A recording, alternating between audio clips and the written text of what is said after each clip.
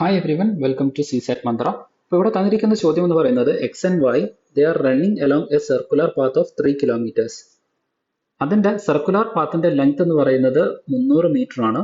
ഇവരുടെ സ്പീഡിലുള്ള റേഷ്യോ എന്ന് പറയുന്നത് 3:2 ആണ്. And if they are starting together in the same direction, how many times would the first one pass the other? ഇങ്ങനെയാണ് ചോദ്യം തന്നിരിക്കുന്നത്. സോ ഫസ്റ്റ് നമ്മൾ കൺസിഡർ ചെയ്യേണ്ടത് ഈ ഒരു സർക്കുലർ പാത്ത് ആണ്. ഓക്കെ, ഈ ഒരു സർക്കുലർ പാത്ത് നമ്മൾ കൺസിഡർ ചെയ്യണം. ഇവിടുന്ന് എയും ബിയും ഒരേ സമയത്ത് എന്ത് ചെയ്യുന്നുണ്ട്, സ്റ്റാർട്ട് ചെയ്യുന്നുണ്ട്. അപ്പൊ നിങ്ങൾ ആലോചിക്കുക, എയും ബിയും ഇനീഷ്യലി സ്റ്റാർട്ട് ചെയ്തു, എയുടെ സ്പീഡാണ് കൂടുതൽ, കാരണം 3:2 ആണ് വരുന്നത്. അപ്പം എ സ്റ്റാർട്ട് ചെയ്തു, ബി എന്ത് ചെയ്തു, അതിന്റെ ബാക്കിലാണ് വരുന്നത്.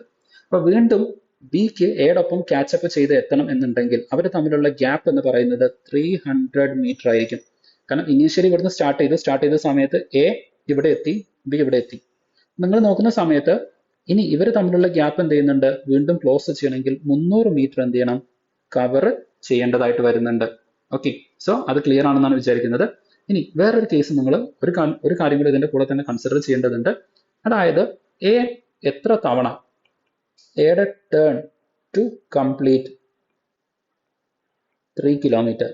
കാരണം ഒരു തവണ എ ഈ സർക്കുലർ പാത്ത് ചുറ്റി വരുന്ന സമയത്ത് 300 മീറ്റർ ആണ് കവർ ചെയ്യുന്നത്.